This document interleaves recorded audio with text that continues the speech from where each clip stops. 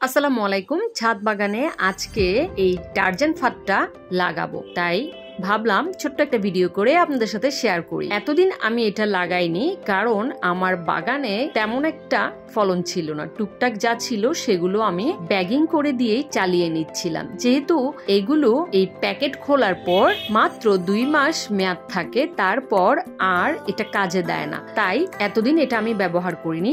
এখন যেহেতু বাগানে প্রচুর ফলন আসা শুরু করেছে, এখন তো এই ফাঁদ ব্যবহার করতেই হবে।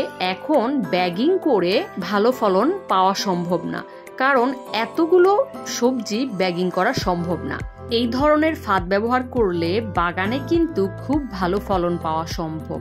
এতে মাছি পোকা সব এর ভিতরে আটকে যায়। প্যাকেটটার ভিতরে একটা লিওর ছিল, সেটা আমি বের করে এখন এই বক্সে আমি সেট করে দিচ্ছি। এটা এইভাবে ঝুলিয়ে দিলে লিওরের স্মেলে পুরুষ মাছি পোকা এর ভিতরে আসবে আর সাথে সাথে মারা যাবে, ফলে স্ত্রী মাছি পোকা বংশ বিস্তার করতে পারে না। এটা খুবই কার্যকরী। বাগানে 2টা দিয়ে দিতে পারলে একটা সবজিও নষ্ট হবে না। তবে আমি একটাই দিচ্ছি, এই মুহূর্তে আমার কাছে আর নাই।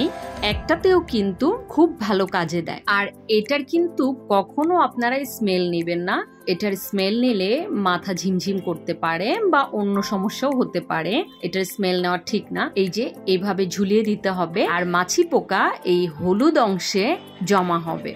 আমি এখন বাগানে কিছু কাজ করব, আর তারপরে আপনাদেরকে দেখাবো বাগানে কাজ করতে করতে মাছি পোকা এর মধ্যে 2-1টা মারা যায় কিনা। চলুন এখন বাগানে অন্য কিছু কাজ করে আসি। এইদিকে আমি যেই বীজের জন্য ঢেঁড়স রেখেছিলাম, এগুলো কিন্তু একদম পেকে গিয়েছে। এই মুহূর্তে এগুলো হারভেস্ট করে নিতে হবে। তারপর আমি ভালো মতো আরো কয়েকদিন রোদে শুকাবো। শুকিয়ে এইগুলো আমি নর্মাল ফ্রিজে স্টোর করে রাখবো।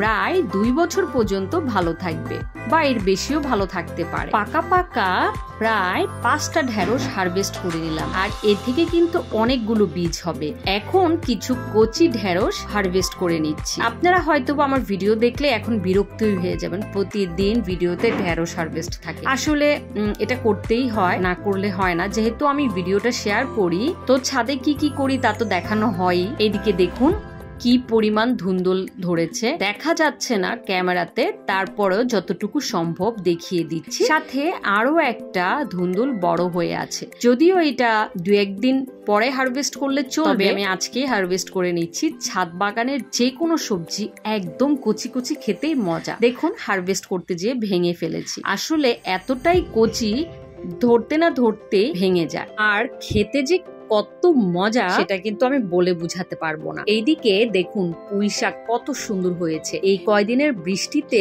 শাকগুলো সবুজ চকচক করছে। এগুলো কিন্তু 2-1 দিনের মধ্যে হারভেস্ট করে নিতে হবে। সাথে প্রচুর প্রচুর ধুন্দুল আসছে। এত ধুন্দুল হবে যা খেয়ে শেষ করা যাবে না। আলহামদুলিল্লাহ। এবার চলুন দেখে আসি আমার টারজান ফাঁদে মাছি পোকা ধরা পড়েছে নাকি পড়ে নাই।